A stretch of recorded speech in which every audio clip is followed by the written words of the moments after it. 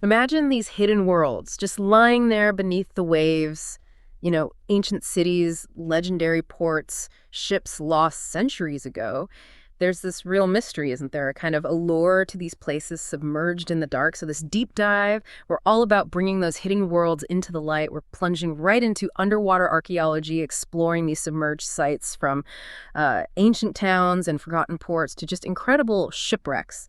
And we've got this great collection of sources, research papers, articles, even some notes shared by one of you, a listener actually, who wanted to get a better handle on this whole fascinating field. Our mission today, let's unpack these sources, pull out the really key insights, and basically give you a shortcut to being pretty well informed on archaeology beneath the waves. Okay, so let's dive straight in.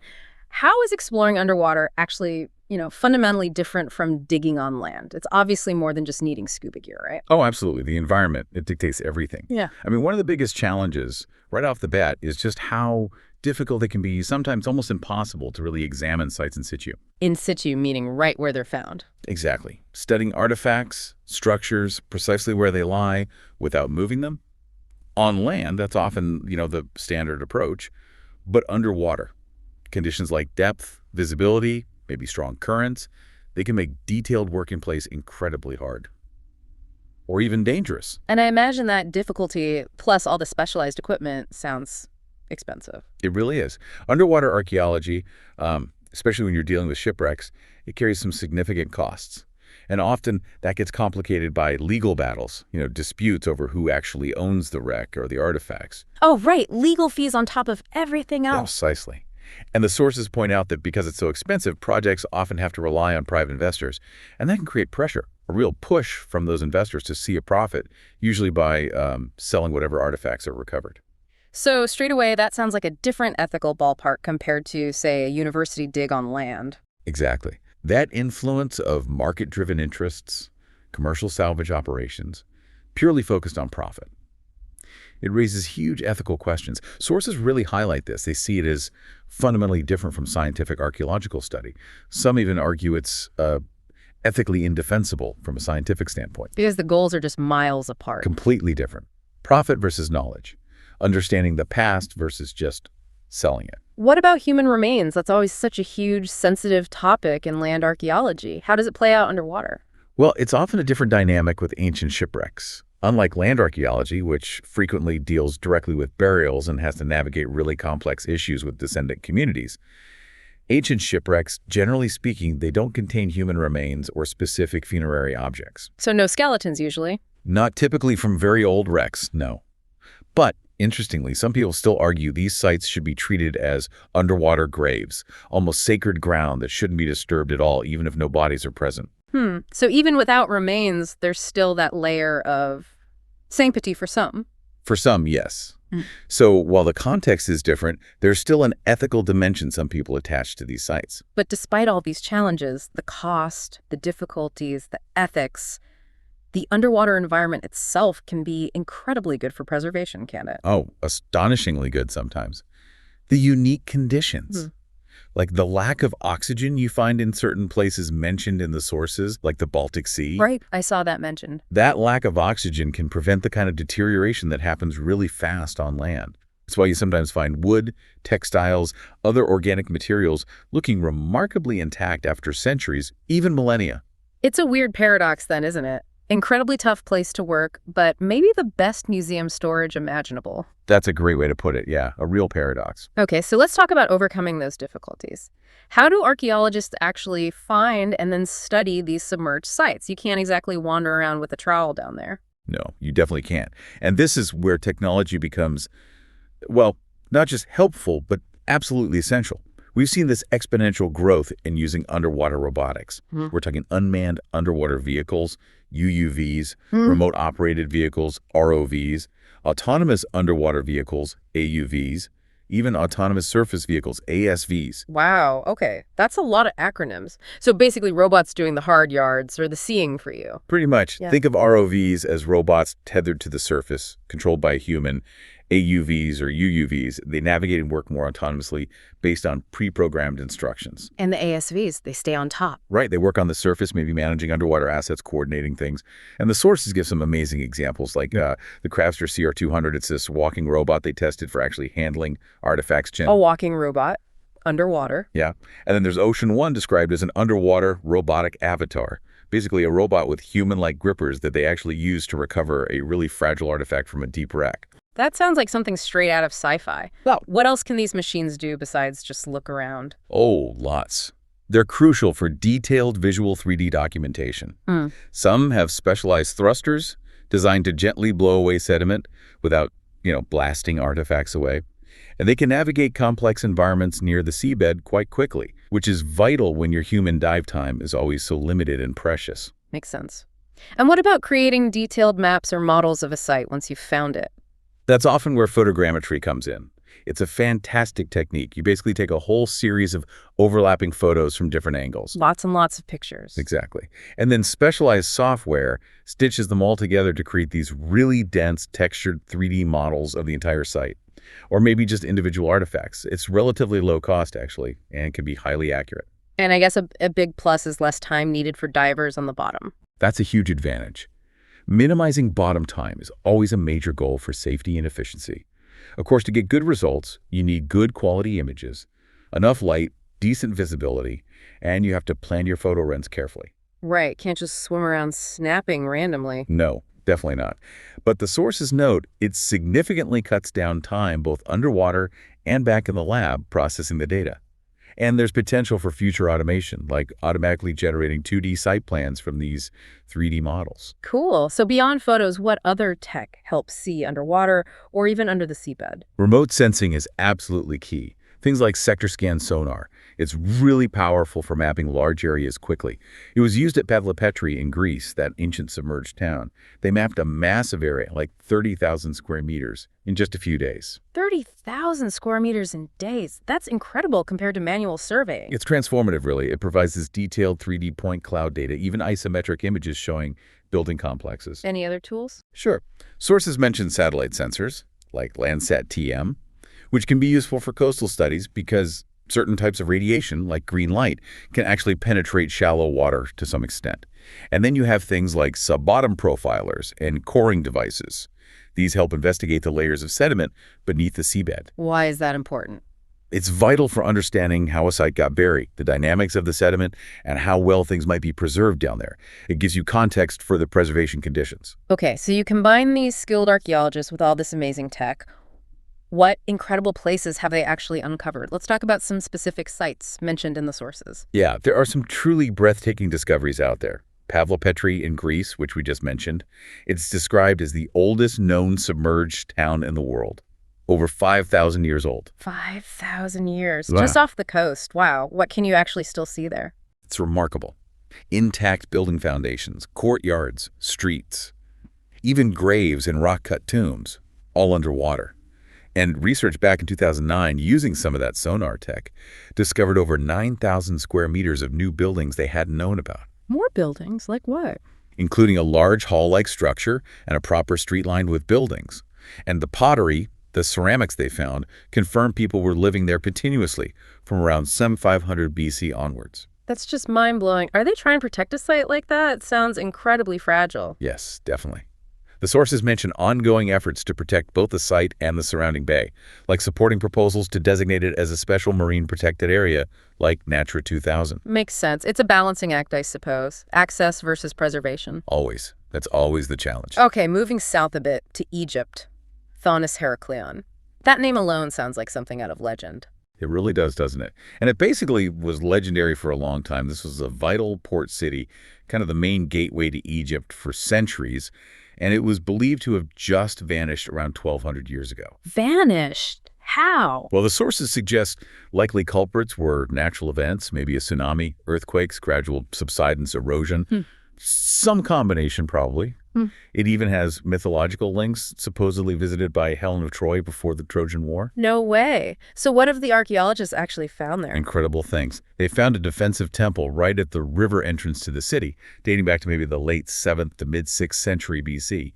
Seems it was abandoned as the water level started rising. They also found bronze plaques and hieroglyphs that link specific pharaohs like Samtikai and Massus to this temple and the city's defenses. And wasn't there one specific find that really nailed its identity? Yes, exactly. Yeah. A really significant discovery was an intact stele, a stone slab with inscriptions. What was amazing was that it was almost identical to another stele found miles away at a different site, Naucratis. Two identical stones. Pretty much. Both date to the 4th century BC, around 378 BC. They record a tax decree from Pharaoh Nectanebo Vors, and crucially, both refer to the town as Hune. Finding these identical official decrees referencing the same town name in two different locations, that was just pivotal evidence confirming this submerged site really was the legendary Thonis-Heracleion, also known as Hone. That's fantastic archaeological detective work. And just down the coast from there, the area around Alexandria sounds like it's just littered with history, too. Oh, absolutely. One source describes it vividly as a huge field of amphorae. Amphorae, those big pottery jars. Exactly. Thousands of them, which immediately tells you this is a massive international trading hub right from the Ptolemaic Greek period onwards for centuries.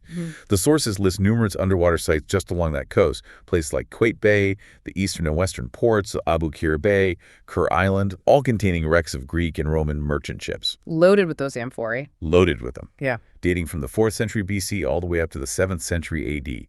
1,000 years of trade evidence underwater. Any particularly cool recent finds mentioned there? Yeah, some recent discoveries noted include a Greek funerary area found underwater, the wreckage of a battleship, and even a giant statue of a Ptolemaic queen. Wow. And these finds, they tie into modern life too, don't they? Like coastal protection? You do. It highlights how underwater archaeology often connects with modern coastal management. The sources mention expert missions working to help protect sites like the Quite Bay Citadel, built on the site of the ancient Pharos lighthouse, from sea erosion, which also threatens the submerged ruins. There was also a specific, slightly unsettling note in the sources about a diver, Kamel Hussein Abu Sadat. Yes, that's mentioned. He surveyed Napoleon's sunken fleet in Abu Qir Bay. The sources note some concerning details surrounding his death later on, and rumors that he faced pressure regarding potential gold finds associated with his work. Gosh. It's a stark reminder, isn't it? This isn't just about ancient history. There can be modern dangers and pressures involved, too. Absolutely. It's not always straightforward discovery. Okay, stepping away from Egypt and Greece for a moment, what other examples did the sources give, just to get a feel for the breadth of this field? Well, briefly, there is mention of San Pietro in Lavagna in Italy. Apparently, it was a mandatory stop on an ancient sea route, lots of trade evidence there. And interestingly, there were local legends about king's tanks being sunk there. Underwater exploration revealed they were actually Roman sarcophagi stone coffins lost from a shipwreck. King's tanks became sarcophagi. That's amazing. Myth meets reality. Exactly. And now they apparently have dive tourism packages there, letting people see the site. Interesting. We should circle back to tourism later. Any others? In Fornoi, Greece, archaeologists are doing deep dives, using those diver propulsion vehicles, the underwater scooters, finding scattered amphorae, which suggests there are probably more undiscovered wrecks nearby.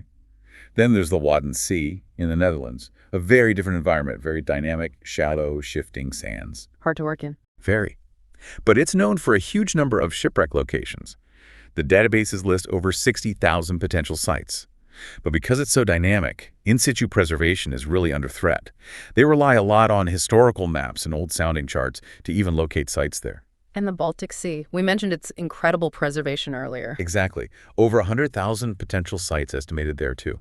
Traditionally, it's been amazing for preserving wood because of the cold, low oxygen, low salinity water. Although the sources do point out a worrying new threat shipworms, the Dorito navales, starting to appear, possibly due to climate change warming the water slightly. Oh no, that would be devastating for those wooden wrecks. It would. But it still holds marvels, like the example of a 17th century Dutch Flues shipwreck found at 130 meters deep, remarkably preserved in situ, and documented entirely remotely using robotics. A real showcase for deepwater tech. All these incredible discoveries, this amazing technology, it really brings us back to some important questions, doesn't it? What are the responsibilities, the challenges for archaeologists, and for society, really, when we deal with these fragile, submerged sites? It does. We touched on the ethics around funding and commercial salvage earlier, but there are broader ethical debates highlighted in the sources, too. Like what? Well, there's the long-standing sort of conservationist versus repatriationist debate. The classic example often used is Lord Elgin and the Parthenon marbles from Greece. Taking things to save them versus leaving them where they belong. Kind of. One side argues for taking objects to a safe place, like a museum, to preserve them for humanity. The other side questions the legitimacy of the original acquisition and argues for the right of cultural heritage to remain in its place of origin or be returned if it was removed. And how does the really sensitive issue of human remains play out more broadly in archaeology? We talked about shipwrecks often not having them, but in general. Right. In archaeology generally, it's a major ethical area. There's often this tension between scientists who want to study ancient human remains to learn about past diets, diseases, migrations, genetics, And the perspectives of descendant communities. Exactly. Descendant communities or cultural groups who view those remains as ancestors, not specimens, and want them treated with respect, often return for reburial according to their traditions. Sources acknowledge how complex this is, especially with very ancient remains where tracing direct lineage is often impossible. But it's a core ethical consideration that definitely informs discussions about respecting the past, even when applied differently to shipwrecks. And you mentioned again that sharp distinction drawn between scientific archaeology and commercial salvage, a profit motive. Yes, the sources are quite clear on this. They really contrast the market-driven interest of commercial salvage, which is focused purely on monetary return from selling artifacts, with the goals of scientific archaeology, Which are about understanding the past through context, through careful recording, analysis, and publication. Not just finding treasure. This tension really shapes debates about how sites should be handled, who owns the finds, and whether disturbing a site for profit is ever justifiable. And various archaeological organizations like the Archaeological Institute of America, the SAA, AAA, WAC, they've all developed codes of ethics. Do they all say the same thing? Not exactly. They might emphasize different values slightly, maybe promoting public understanding or stewardship of the archaeological record, or responsibility to the communities affected by the research, but they generally stand in contrast to purely commercial exploitation. It's about balancing all these different stakeholder views, which is rarely simple. So beyond these big ethical debates, what are the day-to-day practical challenges for the archaeologists doing this work? Well, safety is just paramount. It has to be. Underwater work demands incredibly high standards. Rigorous dive training, physical fitness, specialized, well-maintained equipment, detailed emergency action plans. You can't cut corners. Absolutely not. And you also need archaeologists who are not only highly qualified in archaeology, but also competent divers, and crucially, know when a situation is beyond their own expertise or resources. Project management is also really complex. You need significant contingency planning. Things go wrong, weather changes, equipment fails, maybe funding gets interrupted unexpectedly. And how does all that practicality feed into the decision about whether to excavate a site or try and preserve it right where it is, in situ? That's really the core of that debate about whether in situ preservation is always the first option or maybe just the preferred option. The sources suggest it's not a black and white decision. It needs careful, site-specific assessment. You have to look at the site's condition, the threats it faces, natural erosion, looting maybe, and balance the wishes of different stakeholders. So sometimes excavation might actually be the best way to preserve. It might be. If a site is under imminent threat and the information it holds will be lost forever otherwise, then careful excavation, followed by thorough conservation and publication, might be the most responsible route, even if leaving things untouched is generally the ideal starting point. Okay, so let's say a site is excavated or artifacts are recovered. What happens next? How do you preserve these things that have been stable underwater for centuries, maybe millennia, and how do you share them? Right, conservation is a huge, huge part of the process. And it really starts the moment things come out of the water. Sometimes even with initial stabilization on site. Objects recovered from the sea are often covered in what's called concretion, this hard layer of marine growth, sand, corrosion products, all cemented together. Sounds tough to get off without damaging what's underneath. It is. It requires skill and patience. Often careful mechanical methods are preferred, using tools sometimes as precise as a dental pick or a surgical scalpel to gradually remove the concretion. Chemicals are sometimes used for really stubborn cases, but always very cautiously. Is there a guiding principle? Yes. Minimum intervention. The idea is to do only what is absolutely necessary to stabilize the artifact and reveal the information it holds. You try to avoid making changes just for aesthetic reasons, because that could damage the object or erase important historical clues trapped in those layers. It sounds incredibly painstaking, and I bet it takes a long time. Oh, extremely time-consuming. The sources really emphasize this. Conservation treatments can take literally years for large, waterlogged wooden objects, like ship timbers. Months, at least, for metal artifacts. There's a rule of thumb mentioned. For every season you spend excavating underwater, you need to plan for about 2 years of conservation work back on land. 2 years of conservation for one season of digging. Wow. And it's not just a one-off fix either. Conservation is really a permanent commitment. Even objects sitting in a museum or storage, they still need ongoing monitoring and care. They can still deteriorate due to environmental changes, handling, even air pollution. So you need permanent conservation facilities and staff. Which comes back to cost and resources again. Absolutely. And documentation throughout that whole conservation process is critical. Why so critical? Every step needs to be meticulously recorded and ideally published. This ensures that future researchers looking at that artifact know exactly what's been done to it, what it looked like before treatment, and how its condition has changed since excavation. It's part of the object's ongoing history. Okay, so that's preserving the objects. How do we then share these glimpses into the past with the wider public beyond just putting things in a museum case? Archaeological tourism seems like a growing thing. It definitely is. Archaeological tourism is basically travel, where the main focus is visiting ancient sites, driven by, a passion for history in the past.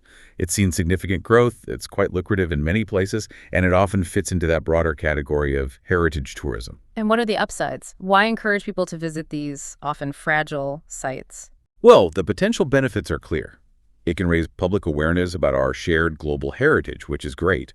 It increases visitor numbers and generates income, which ideally can be reinvested into site maintenance and preservation.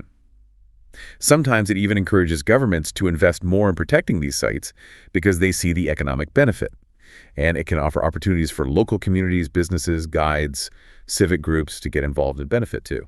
But there's always a downside, isn't there? More visitors must put more stress on the sites themselves. Exactly. That's the big challenge. If it's not managed very carefully, increased tourism can lead to the deterioration or even outright destruction of these precious resources.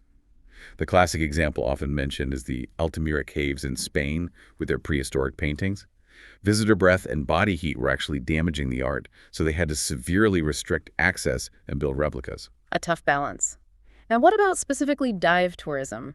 Visiting these underwater sites, like San Pietro you mentioned, or there's a planned underwater park at Peristera in Greece. Yes, dive tourism is definitely a growing segment. It offers this incredible opportunity for people to experience these sites in situ, in their original context, which is amazing. But maybe even more than land sites, it requires a really careful balance between allowing public access and ensuring the site's integrity is absolutely respected. Because divers can accidentally damage things? Yeah. Or intentionally? Both. Unfortunately, unregulated dive tourism in the past has led to damaged anchors dropped on sites, divers bumping into fragile structures, and sadly, deliberate souvenir collecting or sensation hunting that just wrecks archaeological evidence. So management, monitoring, and education are key. Sources suggest maybe looking at frameworks like creative tourism, focusing on co-created unique experiences that involve local businesses as a potentially sustainable model. And good site interpretation is vital too, helping visitors understand the meaning and significance of what they're seeing, not just looking at old stuff, making it educational and respectful. Right. So we've really covered a lot of ground, or maybe water today. We've taken this deep dive into the world of underwater archaeology. We've looked at the unique challenges compared to digging on land, the amazing technology that's opening up these submerged worlds, some of those incredible sites like Pavlopetri and Thonis-Heracleion.